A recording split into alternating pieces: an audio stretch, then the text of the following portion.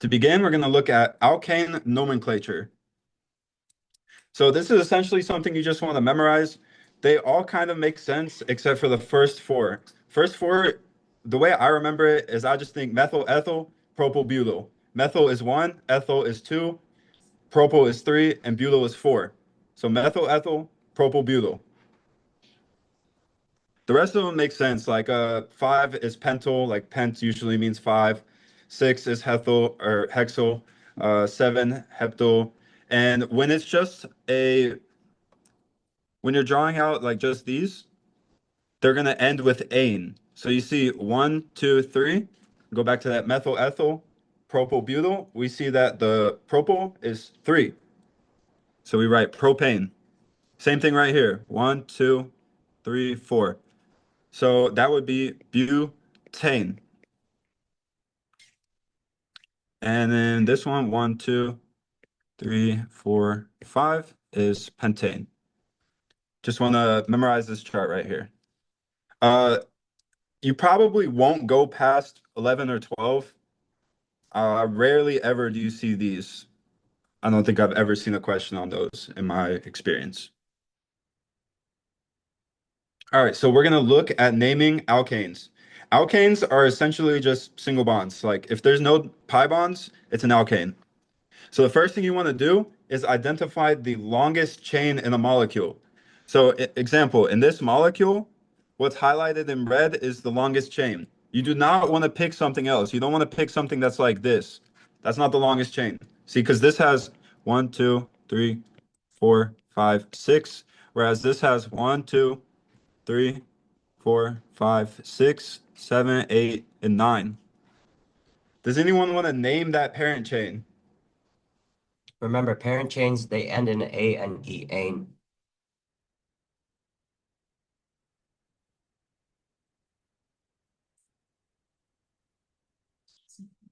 Yep.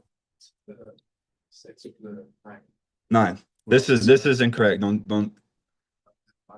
Yes, it is non-N.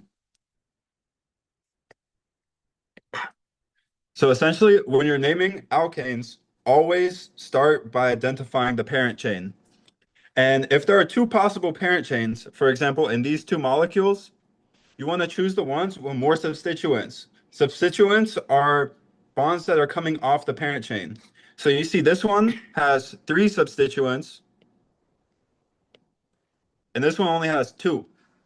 So usually you want more. More is better. Say you got more money, you're better. Like you want more.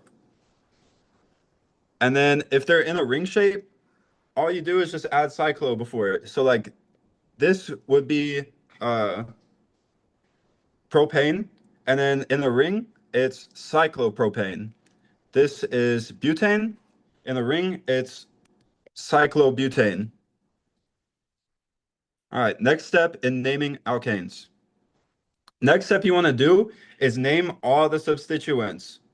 So to name a substituent, it's the same thing. It's like use that meth, eth, pro, but, like beginning part, but you're gonna add L, like YL on the end of them. So methyl, ethyl, propyl, butyl. So we look at this. That's one, two. Methyl, ethyl. Ethyl is two. So that is an ethyl. And then we look at this one, two, three.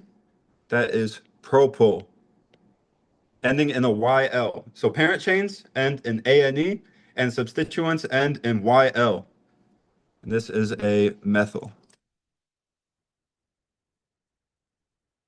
Okay. Typically, rings are the parent unless they have a substituent that is longer than them. And that is seen in these two examples. So this ring has six carbons, and the substituent has one, two, three. So six is more than three. In this one, however, you have one, two, three, but this is one, two, three, four, right? And you wouldn't name this, like, you wouldn't number it like this.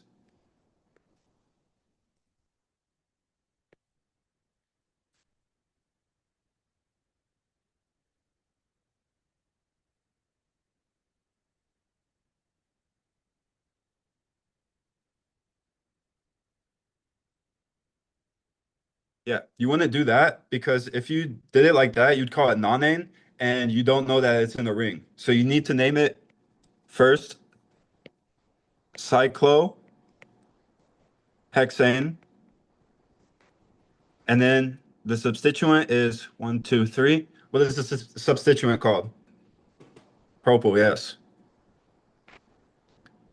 So when you're naming these molecules, it's good to first list out everything that you have.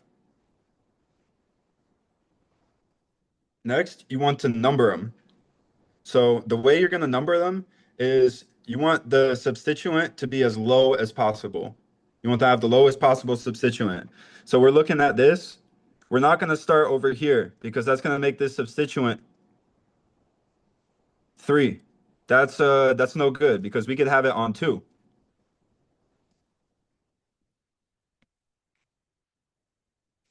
So this part right here, we're going to call 2-methyl-butyl. So because we have the 2 right here, that's a methyl right there. And then the parent chain is a butyl. Well, it's a butane, but because it's a substituent, it's a butyl. And some like complex substituents have their own names. So like this one is sec-butyl. That's a 1-methyl-propyl. These are very good to memorize. I highly recommend you memorize these if y'all want to like write them down or take a picture real quick. But all of these you'll see kind of frequently. Yeah, except for neopentyl. That's almost never see that. 2-dimethylpropyl.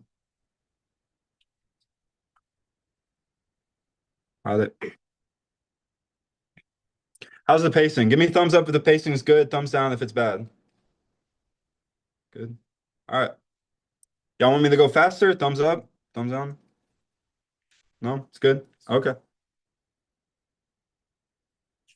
All right. So make sure you're numbering it. And when you're numbering it, you want the substituent to be as low as possible, just like in this example. You see how it's correct when the substituent is on 2 versus 6, right? And if it's possible, like that you have substituents, like multiple substituents, like in this example, you want to have like the greater amount of substituents be lower. So like here we have a 3, 3, and a 6. We have 2 on 3. Whereas here we have a 2, 5, 5. Oh, I said that wrong. My bad. So yes, as you can see, this one is lower than the 3.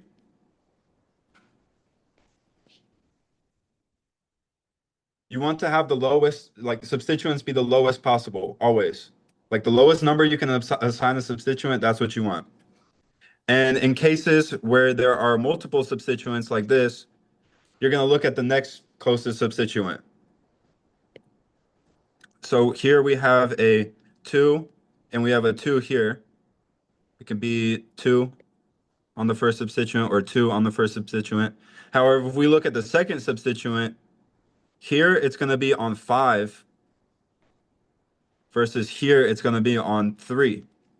That's lower. So that this is how we're going to number it. Make sense?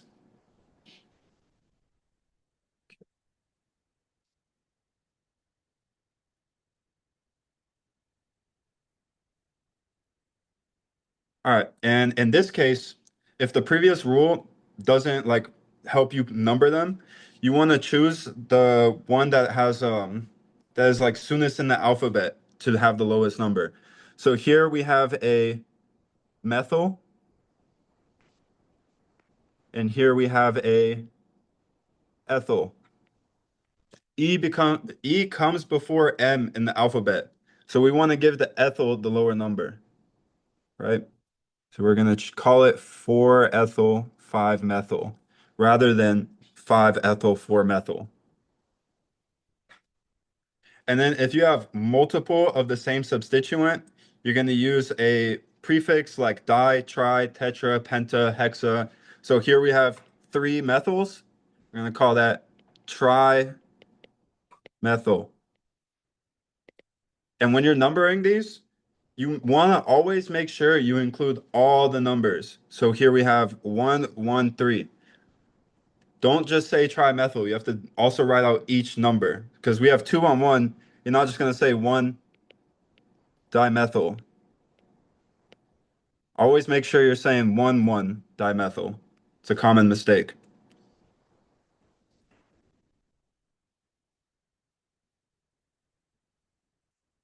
All right, so to put it all together, the first thing you're going to do is name the parent chain. The parent chain, 1, 2, 3, 4, 5, 6, 7, 8. Scratch that out for now. Does anyone know what this parent chain is called? Octane, yes. So we're going to write that out. And then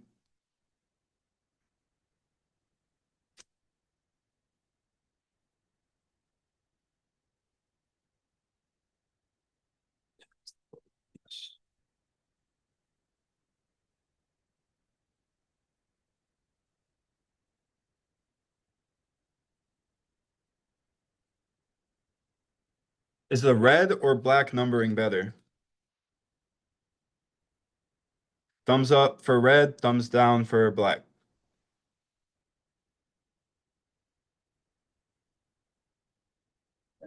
All right, I see a lot of thumbs down. That's right. So the reason that we choose the black numbering is because we'll have the substituents on the lower number. You see, because if we start over here with the red, our earliest substituent is going to be on 5. Versus if we start with the black numbering, it'll be on 2. So we named the parent chain. The next thing you want to do is name all the substituents.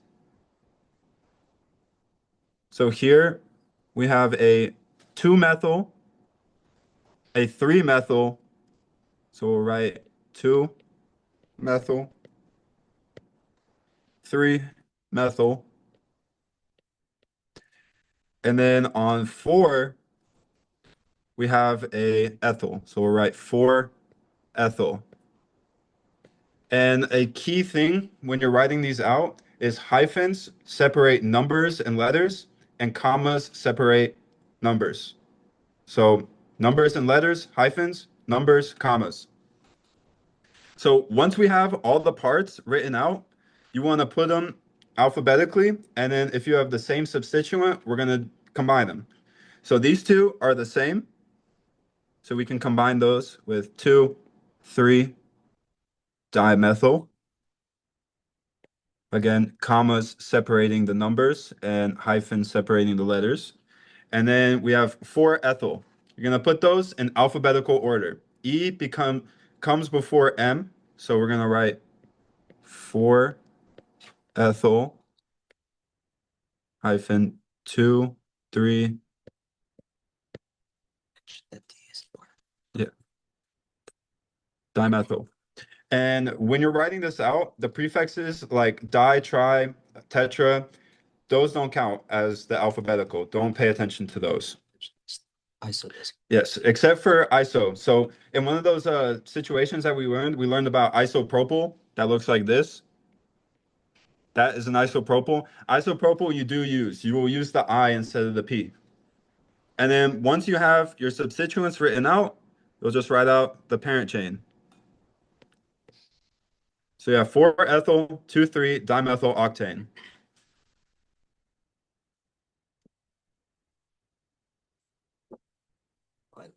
Don't look at those. Don't look at the answer keys.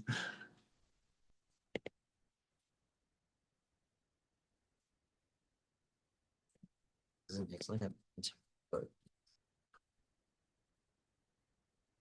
All right. Gonna have you guys do some practice. Y'all didn't see that. If you have any questions, just raise your hand and me and June will come help you. Go over the answers real quick. Starting out with this first molecule. So first thing you do is identify the parent chain, the longest possible parent chain.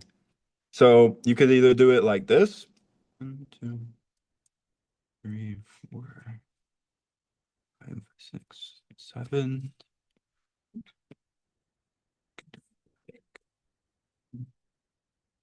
3.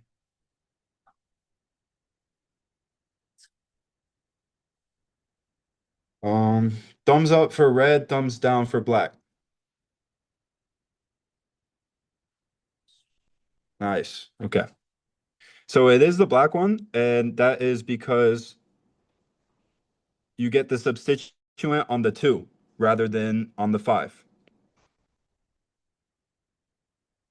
So does anyone know the name of this parent chain? Heptane, yes. No red.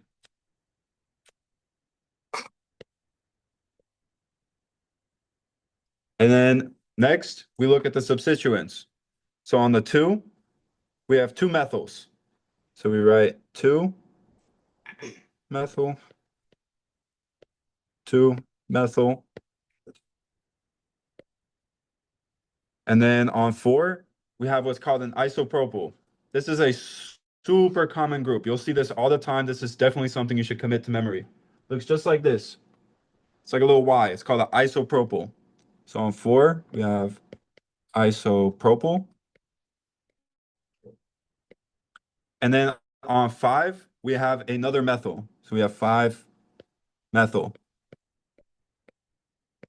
Next thing we're going to look at is if there are any similar substituents. So we have 3 methyls. You can combine those. And the way you do that is 2, comma 2, comma 5, dash trimethyl. And then we choose methyl before isopropyl because the M comes before I. Actually, no, it doesn't. No, it doesn't. I comes before M. Yes, alphabet. So we'll write the 4 isopropyl right there. And then as you can see, numbers are separated by commas and numbers and letters are separated by hyphens. When you have just letters, like here at the end, you don't need anything to separate them. So we'll write heptane.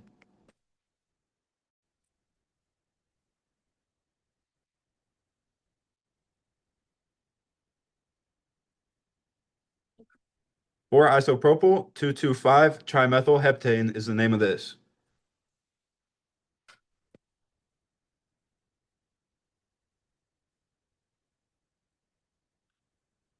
All right, for the next one. This has a chlorine on it. Something we didn't mention is that halogens, all you do is, like, for example, you have fluorine, it becomes fluoro. Chlorine becomes chloro. Bromine becomes bromo. So right here is a chloro substituent. So first thing we're going to do is name the parent chain. So we can either have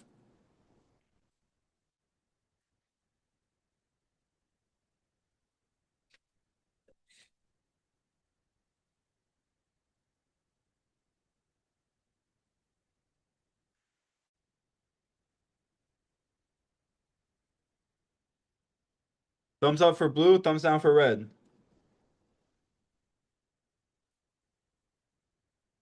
Okay, yes, it is the red one. And it's the red one because we have a substituent on 2 when it's numbered in the red way versus in the blue way, it has a substituent on 3.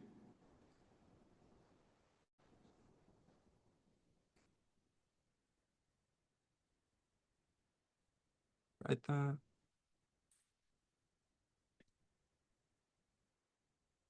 All right. Does anyone know the parent name of this molecule? Octane, yes. I'm gonna write that out. Always want to start by naming the parent chain. Good question.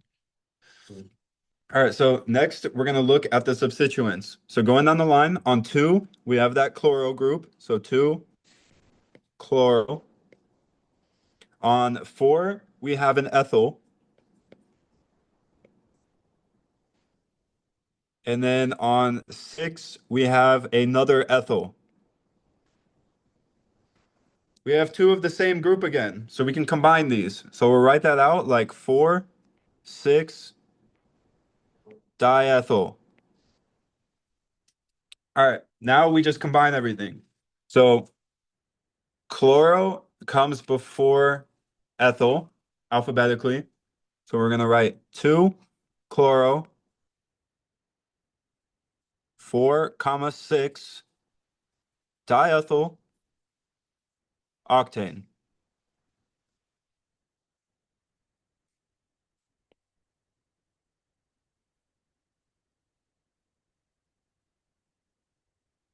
Do we have any questions on the halogen naming? Does that make sense? Okay.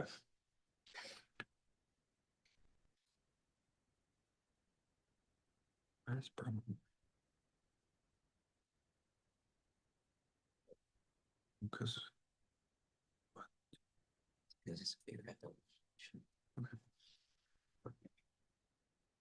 for the next one.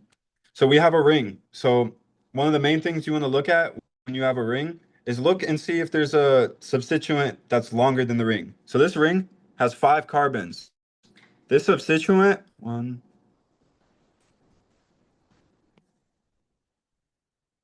2, 3, 4. So that's less. So first thing we're going to do is name the parent chain.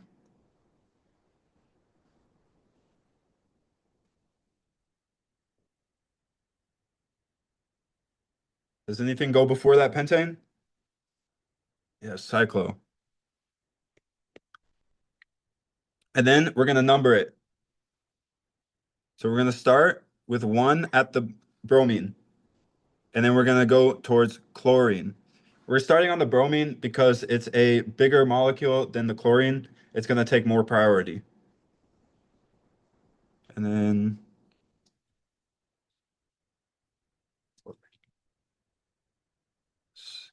that's how we number it. When you're using the ring as a parent chain, you want to number it around that ring. So we have a 1 bromo,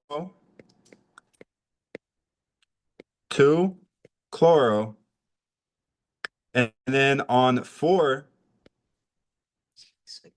that is one of the complex IUPAC names. That's called a sec-butyl.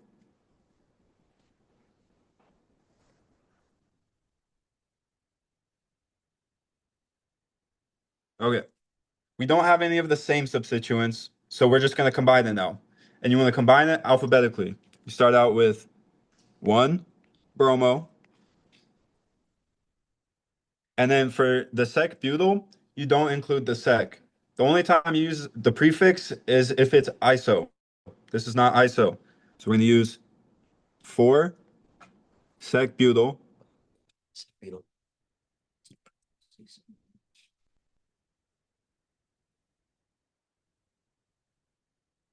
And then 2 chloro cyclopentane. And that should be written out just like this.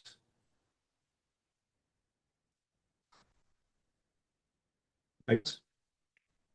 Why should you put the 4? So the 4 is actually locant for the sec-butyl. It's telling us where the sec-butyl is. Because we see the sec-butyl is right attached here to this 4th carbon on the ring, right there. Make sense? Well, I thought it was going up like order like you said. Like so when you go to 1 bromo to chloro. So sec-butyl, you don't use the prefix of sec. It's like you're using the B from butyl. Yeah, because this has 4 carbons on this. So it is a butyl, but the shape of it is making it a sec-butyl. It's just it's like the isopropyl we learned earlier. It's just one of those things you memorize.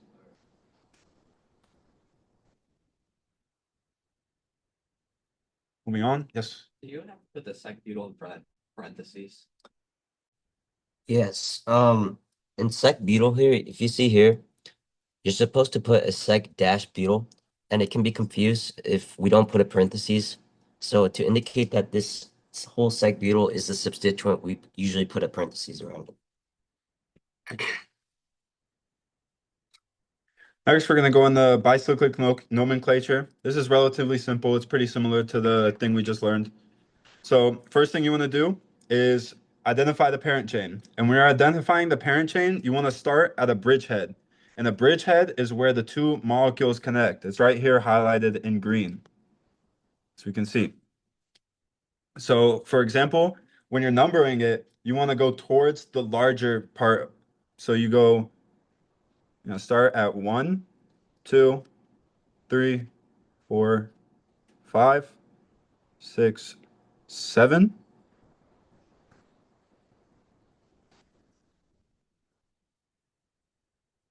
Right?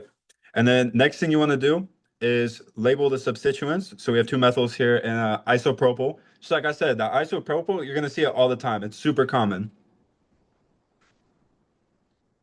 And then that's the naming thing I just mentioned. And then when you're assembling the name, you start out the same as just alkanes. You write out the substituents, and then you write bicyclo before the parent chain. And these numbers right here, I'll show you how to get them. So we're labeling it like this. So that's a heptane, right? 7 carbons. These numbers that go in between bicyclo and heptane, they come from these right here. So that is one side of the bridge, right? So this is a bridge. Let me color code this. This is a bridge, and this is a bridge. So you start out with the biggest bridge, has 3 carbons. So that's where that 3 comes from. Then you separate them with periods, right? The next biggest bridge has 1, 2 carbons. That's where that 2 comes from. And then the 0 is because there's no carbons on this bridge right here. So that's a 0. A quick way to check if you got the numbering correct is you see how the parent chain it ends in a heptane, right? So bicyclo, it accounts for 2 of the carbons on the bridge. And then these numbers, you add them up, 3 plus 2, that's 5. You add it to the bicyclo, 5 plus 2, that's 7, right? 7 carbons that you're counting, and that's why you get this heptane. That's another way to check if you got the numbering correct. Good point. All right, here we have some practice. I'm gonna do the first one with you guys just to show you how it's done. So same thing as the last time. You want to identify the parent chain. And always want to start at the heads. So we're either going to start here or here. So let's look at this. We'll start here first. You got 1, and then you want to go towards the side that's bigger. This side, 1, 2, 1, 2, 3. This side is bigger. So we're going to go towards this way.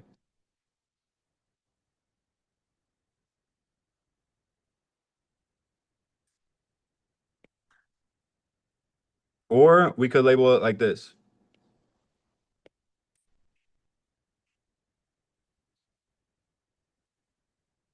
Thumbs up for black, thumbs down for red.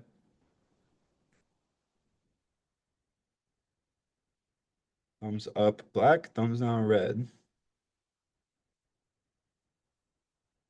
Any guesses? Got thumbs down? Got thumbs up. Why are you saying thumbs up?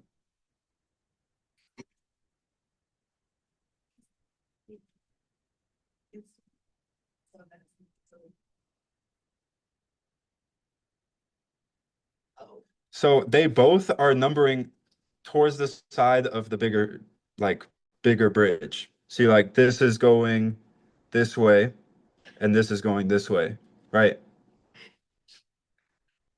Like the black is going right and so is the red. And they both start at the bridgehead. It's black, right? All right, I'm gonna give y'all a hint. When we're numbering, we want the substituents to be as low as possible. Why do you say it's red? Yes, but what about this one right here? Yeah. So we're going to use the black numbering because it lets us have a substituent on 1.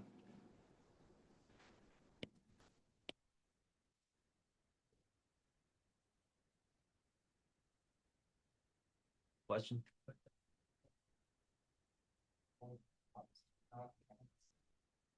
You're talking about the ethyl? This? That's a bridge. So Oh. it's connecting 2. Yeah.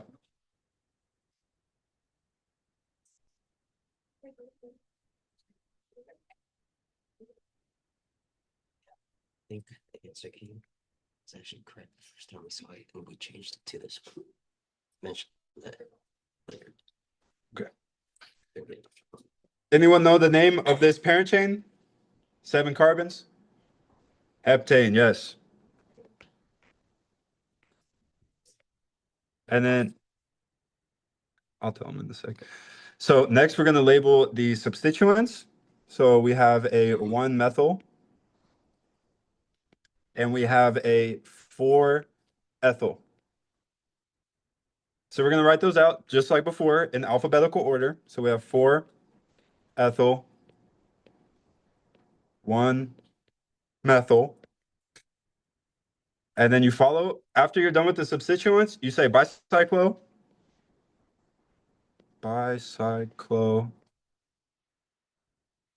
And then this is where you put those brackets. So you put the brackets and you count the carbons on each bridge. So this bridge right here has 1 carbon. So that's 1. This bridge has 1, 2, 3. So that's a 3. And then this one has 2. So 2. So you write in order of biggest to smallest, 3, period 2, period 1, bracket, heptane. That's how you name bicycle compounds. It's octane because we gotta count. Oh, one more thing. When you're counting the molecules, make sure you count this one up here. That is a mistake I just made. That's a really common mistake. Don't do the same thing as me. So instead of heptane,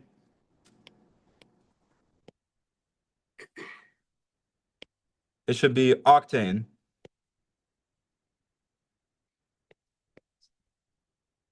Just like that. Make sure you're counting all the carbons, The reason unless they're a substituent. the reason we were able to catch that mistake was, like we said, bicyclo, it counts for the 2 carbons on the bridge. And then you add these numbers, 3 plus 2 plus 1, that's 6. Add 6 to 2, your parent chain should have 8 carbons. So that's why we were able to correct it from heptane to octane. Okay? All right. How would you count it when you go to start? So you start at like the bridge, right? Mhm. So then when you count the one that's connecting it like that, you do it at like the end. Yes. This 1 here at the in the bracket indicates the bridge carbon. Does it make sense? This one.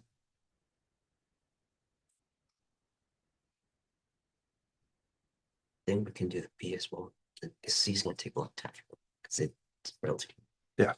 All right. We're going to do B. We'll have you do C on your own. So we're going to start at the bridge head. These are our bridge heads right here. So we could either go 1, and then you're going to go towards the direction of the bigger bridge. So we're going to go this way. Yes, to the left.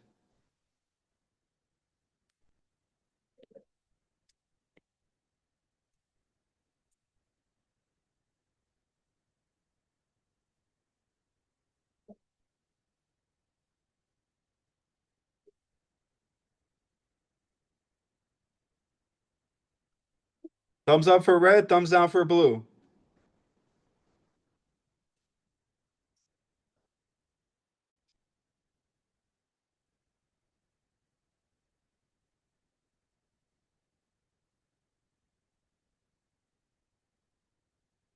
Thumbs up for red, thumbs down for blue.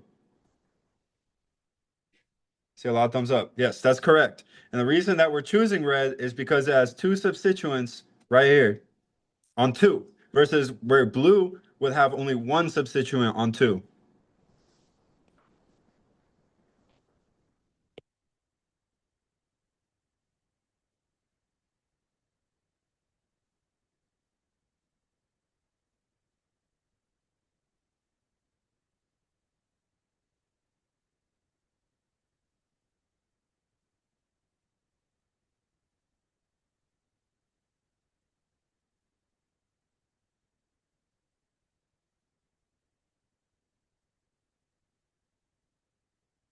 Anyone have a name parent? Octane, yes. So first thing we do, always name the parent chain. We have octane. And then you're going to name the substituents. So we have 2-methyl, another 2-methyl, a 5-methyl, and a 7-methyl. Those are all methyls. You can just combine them. So how you write that out is 2, comma 2, comma 5, comma 7 dash tetramethyl. And then remember, as soon as you're done writing out your substituents, and it's a bicyclic compound, write that bicyclo. Bicyclo. And then you need the brackets. And this is where you count the carbons on the bridges. So on the bigger one, we have 1, 2, 3, 4. So we'll write 4. On the smaller one, we have 1, 2. So period 2. And on this last bridge right here, there's no carbons. So we'll just write 0. End bracket, and then octane. 2 brackets. Are you talking about the bridge? Yeah. It's this one right here. There's no carbons on there, so it's a 0.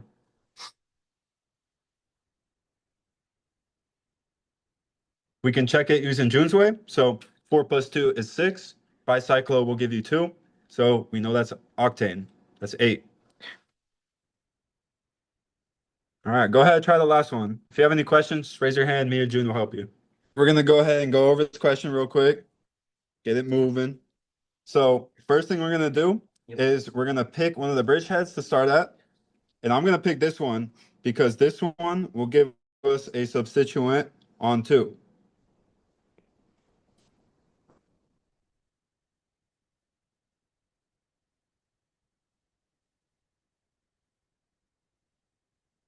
And when you're numbering, don't forget to number those ones that are on top. So we got 9, 10, right? So parent name is decane. Then we have a 2-methyl and a 7-methyl and another 7-methyl. So we can combine those and write out 2, 7, 7 trimethyl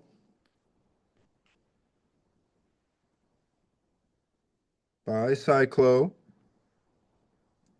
And then we get the brackets. Always want the brackets for the bicyclic compounds. And we'll count them. 1, 2, 3, 4. So 4, period. And then we go to the next biggest one. 1, 2. Doesn't really matter which one because they're both the same size. This one's also 1, 2. So you write 4.2.2 bracket decane. All right. Next, we're going to cover Newman projections. These are particularly tricky. Like I always struggled with these.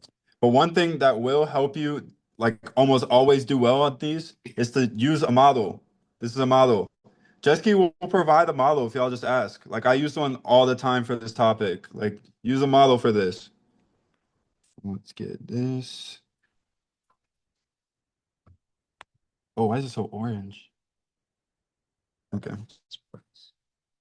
All right. So basically, we're going to look at Newman projections. This will be on your exam next week. This might be one of the hardest things you'll do. So pay close attention. Basically, what a Newman projection is we have 2 carbons attached to each other. They're right here shown in black, right? And the way a Newman projection is drawn is you're going to look directly at one of these carbons. So it looks like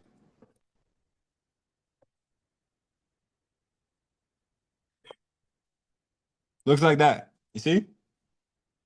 Here, I'll make it look more like the slides. Draw it like that. See that? See the Newman projection, how it looks like the model. So the front carbon right here is notated by a dot. and then it has one going up. That's this yellow one right here, right? It has one going this way. That's the purple one. And then it has one going this way. That's the blue one. See that? And then you draw a circle, and then you draw the back carbons or back molecules. So you see this green one? That's in between the yellow and the purple. So that goes right there. The orange one is going down, and then this white one is going this way, right? Make sense? And then the way you're going to do this is on paper, it's going to look like dashes and wedges. I'll draw that out real quick.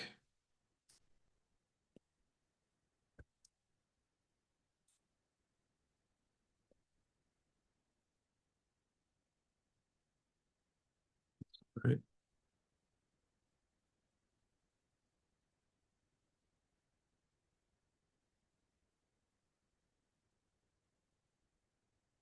Right. So the wedges, the triangles, are coming out the paper towards you. So if we look at this is how you see it on the paper. The wedges are these ones. These are wedges. They're going towards you, right? The dashes, the like sliced up ones, they're going into the paper. So this blue one and this white one are on the dash. And then the orange one and the yellow one are on the plane. So they're just straight on the paper, no dash, no wedge. You see how they're all like flat, these four?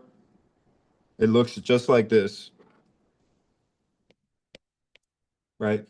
They're flat. There's no geometry to them. An important thing to note is that single bonds, like these in between the carbons, they can rotate. They can rotate freely. They can spin however they want. So in some cases,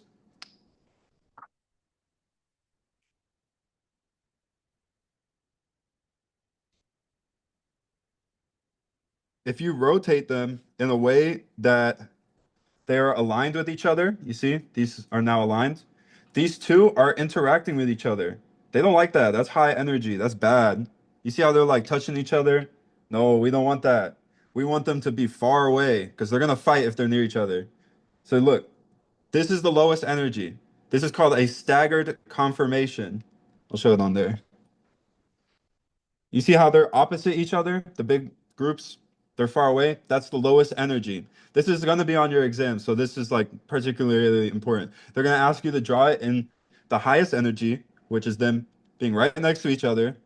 They're touching each other. They're fighting. It's no good. It's called a gauche interaction. Gauche. Yeah, gosh. Gauche. Yeah. So that's what the high energy looks like. As you can see, they're like on top of each other. Usually it's drawn just a little bit slanted so you can see the molecule behind. And then the lowest energy is when they're farthest, right?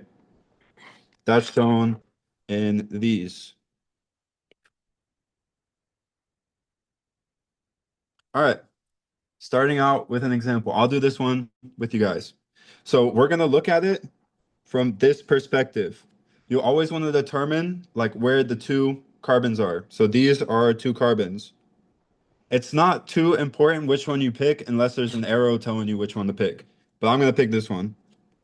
So as we're looking at it,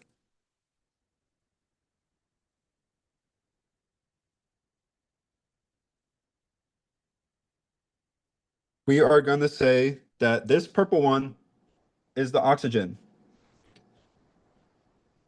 This yellow one is the hydrogen, and this is the methyl. So if we're looking at it, oxygen is coming towards us because it's on the wedge, and the methyl is going behind. That's a blue one is a methyl. And then the yellow one is just the hydrogen. It's going up. It's in the plane. And then for the back,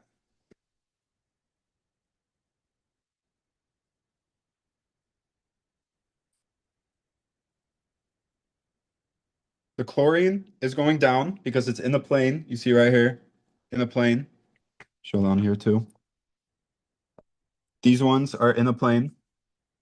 The methyl is going out towards you, and the bromine is going back, right? So the way you're going to draw this is we're looking at directly there. So we're going to put it right here, and you're going to draw it just like that. So we draw the dot in the middle. We have the hydrogen going up.